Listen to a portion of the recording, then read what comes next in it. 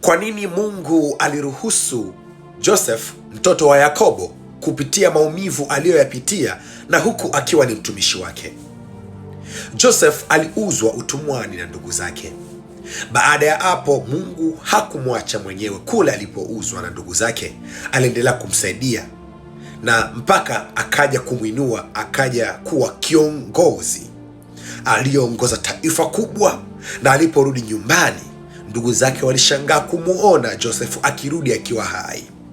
Ila kwa sababu Joseph alikuwa ni mtumishi wa Mungu wa kweli, aliwasamehe ndugu zake na pia akawasaidia.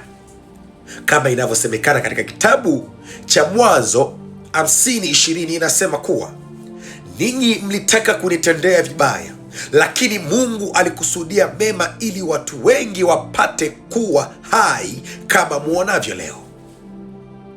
Huu ni ukumbusho kwako wewe na mimi kuwa haijalishi unapitia nini katika maisha yako, haijalishi ni mangapi unayoyapitia maishani mwako, matatizo, majaribu, mambo mbalimbali yanayokukosesha furaha na amani ya moyo, kumbuka Mungu hajakusahau.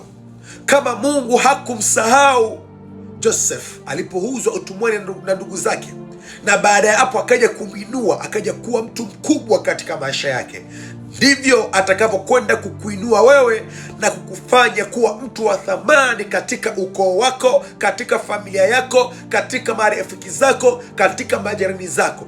Chochote kile kilichongolewa ndani yako na maadui zako, kilicho cha kwako, kitakwenda kurudi kama Mungu alivyorudisha heshima iliyochukuliwa ndani ya Joseph na ndugu zake, lakini baada ya muda akarudisha heshima hiyo. Kuanzia siku ya leo, amini Mungu yupo, na amini Mungu hajakusahau na bado anakujua, na mema atakutendea mengi. Na ubarikiwe popote ulipo wewe utakayetazama video hii.